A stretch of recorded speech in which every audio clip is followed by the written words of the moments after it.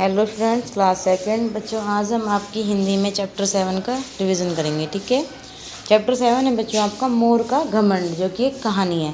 तो इस कहानी में बच्चों क्या होता है कि एक मोर रहता था जंगल में। एक बार एक मोर रहता था और बहुत ही सुंदर था। ठीक है, उसमें क्या था कि वो मोर जो है उसको अपनी सुंदरता का बहुत घमंड था।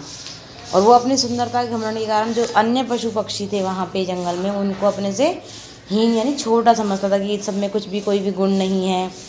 और जब भी बरसात होती तो वो मोर जो है अपने पंखों को फैला फैला कर नाचता था खूब अच्छे से। तो अन्य जो पशु पक्षी थे वो उसकी सुंदरता की तारीफ़ करते थे, लेकिन उसका जो घमंडी व्यवहार था उससे परेशान था। तो एक दिन सब पशु पक्षियों ने मिलकर उसका घमंड तोड़ने का निश्चय किया। तो शाम के समय जंगल में वर्षा हुई, मोर नाचने लगा। तो कोयल ने उससे बोली कि मोर भैया, आप तो बहुत अच्छा नाचते हैं। तो मोर ने कहा कि हाँ, सो तो है ही।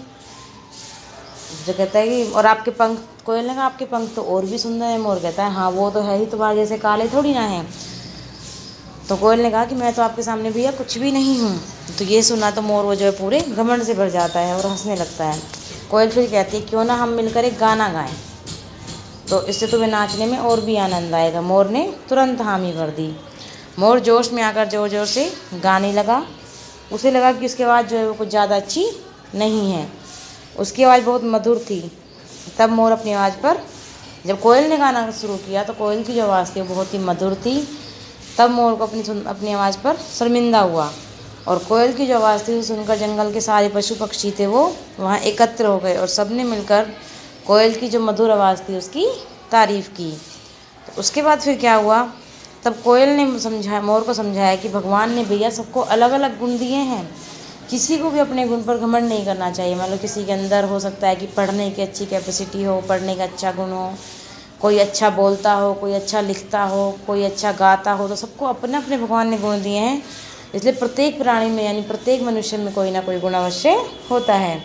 तो मोर जो था उसको ये बात समझ में आ जाती है और उस दिन से उसने अपनी सुंदरता का घमंड करना छोड़ दिया और सबका सम्मान करने लगा। ठीक है, तो बच्चों इस कहानी से हमें शिक्षा मिलती है कि हमें अपने किसी भी गुण का घमंड नहीं करना चाहिए। जैसे मान लीजिए कि किसी को अच्छा लिखना आता है तो उसे नहीं कहना चाहिए हाँ मेरे को तो अच्छा राइटिंग है मेरी। हो सकता है कि जो आपके अंदर जो कैपेसिटी है, जो गुण है वो दूसरे बंदे के अंदर ना हो, लेकिन जो उस दूसरे बंदे के अंदर है वो आपके अंदर ना हो।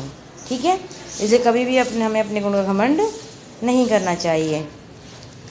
शब्दार्थ देखते हैं। सबसे पहले आपका खास यानी विशेष या सबसे अलग, हीन यानी घटिया, अन्य यानी दूसरे, तारीफ प्रशंसा, आनंद मज़ा, तुरंत उसी समय, हामी हाँ मधुर मीठी, एकत्र इकट्ठे, प्रत्येक हरेक, प्राणी जीव, सम्मान इज्जत। ठीक है, क्वेश्चन नंबर 1 देखते हैं। मोर को किसका घमंड था?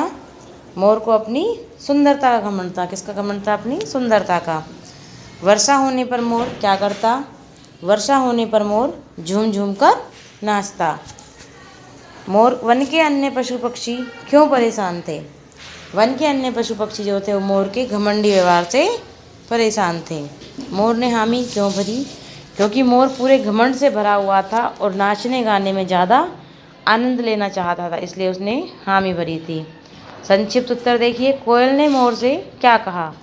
कोयल ने मोर से कहा क्यों न हम मिलकर एक गाना गाएं।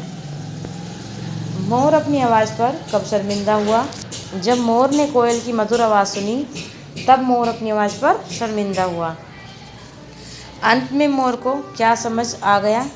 अंत में मोर को समझ आ गया कि प्रत्येक प्राणी में कोई ना कोई गुण अवश्य होता है। ठीक है, इस कहानी से हमें क्या शिक्षा मिलती है?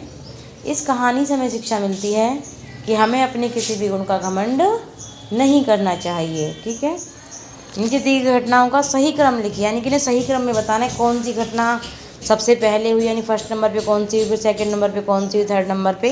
तो मैंने यहाँ पे फिल कर दिया है। फर्स्ट नंबर पे हुई थी एक जंगल में एक मोर था। सेकंड नंबर पे उस मोर को अपनी सुंदरता पर बहुत घमंड था। थर्ड नंबर पे शाम को जंगल में वर्षा हुई। 4 नंबर पे उसे लगा कि उसकी आवाज़ कुछ ज़्यादा अच्छी नहीं है। 5 नंबर पे तब मोर अपनी आवाज़ पर शर्मिंदा हुआ। और 6 नंबर पर प्रत्येक प्राणी में कोई ना कोई गुण अवश्य होता है। ठीक है, सही उत्तर के सामने सही का निशान लगाइए। मोर अपने पंखों को क्या मानता था? मोर अपने पंखों को क्या मानता था? सुंदर। बोझ क्या मानता था? सुंदर। मोर और कोयल मिलकर क्या गाने लगे? गाना। किसने सबको अलग अलग गुण दिए हैं? भगवान ने। ठीक है। भाषा ज्ञान से उदाहरण के अनुसार उल्टे अर्थ वाले शब्द यानी कि विलोम शब्द। उच्च का इन्होंने निम्न बताया है, तो ऐसे ही मधुर का क्या होगा? कटु। प्रातः का साय। मान का अपमान। विजय का पराजय। ठीक है।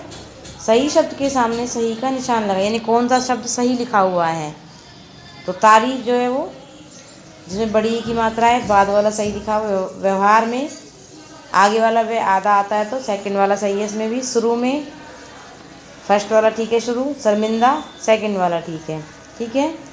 अब बच्चों यहाँ पे कुछ नया कीजिए। यहाँ पे क्या दिया गया है? कुछ पक्षी दिए गए हैं और कुछ उनकी बोलियाँ लिखी हुई हैं। तो आपको ये बताना है कि कौन से पक्षी की कौन सी बोली है, उससे उसे मैच करना है, मिलान करना है। ठीक है। जैसे चिड़िया, सबसे पहले आपको चिड़िया दिख रही, चिड़िया कैसे करती है? चिड़िया की बोली कैसी होती है? ची ची। तो कौन सा आएगा? थर्ड वाला। सेकंड नंबर पे मोर है, तो मोर की बोली कैसी होती है? म्याऊं म्याऊं। ठीक है। थर्ड नंबर पे कौवा, कौवा कैसे करता है? का। फोर्थ नंबर पे है तोता, तोता कैसे करता है? टें टें। और फिफ्थ नंबर पे है कोयल, तो कोयल कैसे गाती है? कुहू कुहू। ठीक है। आया समझ में? ठीक है बच्चों, आज के लिए इतना ही। ओके बच्चों, थैंक यू बच्चों।